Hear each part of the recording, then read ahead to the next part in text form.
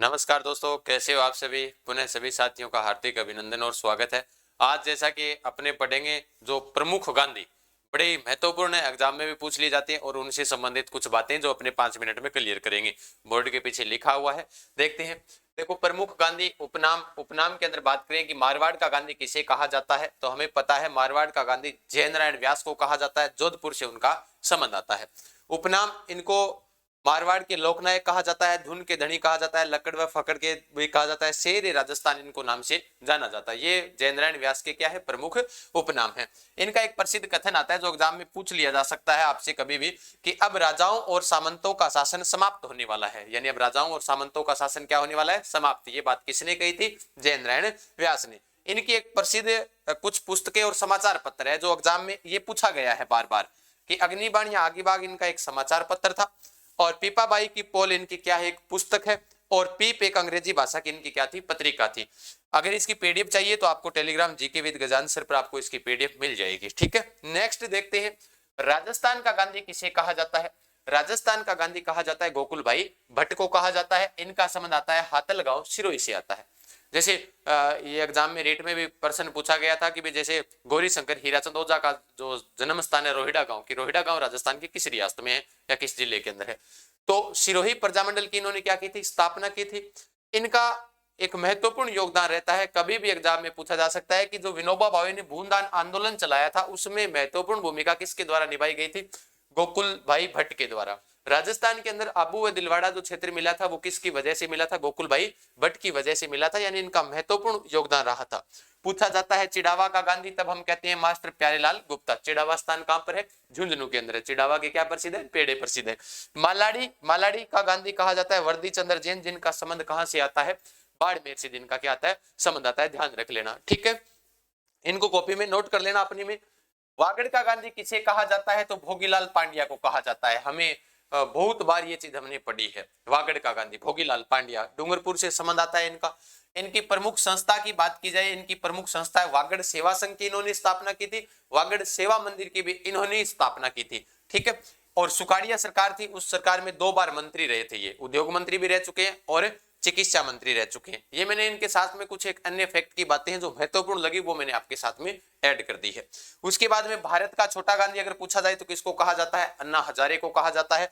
आपसे पूछा जाए कि महात्मा गांधी की मानस पुत्री, इंपॉर्टेंट है, ध्यान रखना, महात्मा गांधी की मानस पुत्री किसे कहा जाता है, तो श्रीमती सत्यभामा को कहा जाता है, जो इनका संबंध आता है कहां से, बूंदी से आता है। महत्वपूर्ण है, महात्मा गांधी की मानस पुत्री। ठीक है, नेक्स्ट आगे देखते हैं, मेवाड़ का गांधी किसे कहा जाता है, तो मेवाड़ का गांधी कहा जाता है माणिक्यलाल वर्मा को कहा जाता है। माणिक्यलाल वर्मा का हालांकि जन्म बिजोलिया स्थान भीलवाड़ा के अंदर हुआ था, लेकिन इनकी कर्मस्थली इन्होंने जो अपनी बनाई थी, जहां पर इनके कार्य किए गए थे, वो उदयपुर को बनाया था, मेवाड़ को। इसलिए इनकी एक प्रमुख पुस्तक भी आती है जिसका है मेवाड़ का वर्तमान शासन।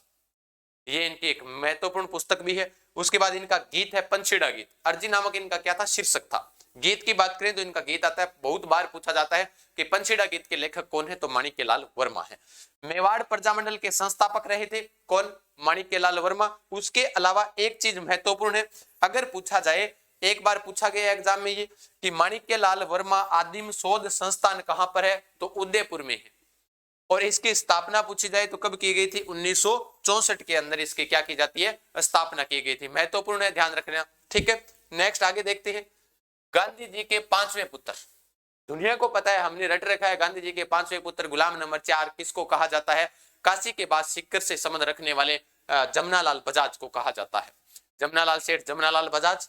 अब जिनके आगे सेठ लग गया तो वो लगभग भमासा रहे हैं क्रांतिकारियों के अंदर, चाहे सेठ दामोदर दास राठी रहे हों, चाहे सेठ जमनालाल बजाज रहे हों।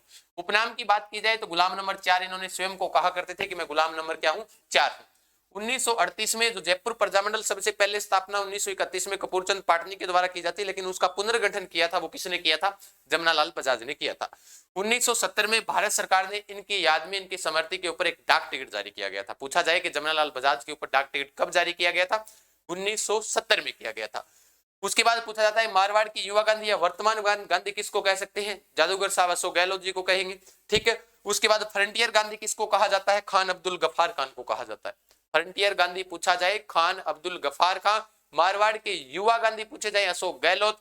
मारवाड़ का गांधी पूछा जाए, तो अपने क्या कहेंगे, जैन नारायण व्यास को, और मालाडी का गांधी पूछा जाए तो वर्दी शंकर जैन आ जाएंगे। जो हमने अभी पढ़ा है ये रहा मालाडी के गांधी, वर्दी चंद्र जैन, बाड़मेर से जिनका संबंध आता है। उसके बाद में आगे देखते हैं, अफ्रीका का गांधी किसे कहा जाता है, नेल्सन मंडेला को कहा जाता है, श्वेत राष्ट्रपति। उसके बाद में भारत के गांधी, तो अब गांधी के उपनाम हम पढ़ रहे हैं, तो भारत का गांधी पूछा जाए तो महात्मा गांधी हो जाएंगे। ठीक है, अगर आपको इसकी चाहिए पीडीएफ और अन्य नोट्स के लिए आपको टेलीग्राम ज्वाइन करना पड़ेगा, लिंक डिस्क्रिप्शन में भी दिया हुआ है, और टेलीग्राम पर जाकर सर्च कर आप ज्वाइन कर सकते हो। टेलीग्राम है जीके विद गजान सर, आप ज्वाइन कर लेना। कैसी लगी क्लास, अन्य जो उपनाम बच गए आपको, तो वो आप कमेंट बॉक्स के माध्यम से मुझे बता सकते हो। अपने इसी फैक्ट के साथ रोजाना अपने वीडियो मिलते रहेंगे आप सभी साथियों को। तब तक के लिए धन्यवाद। जय हिंद, जय भारत, राम राम।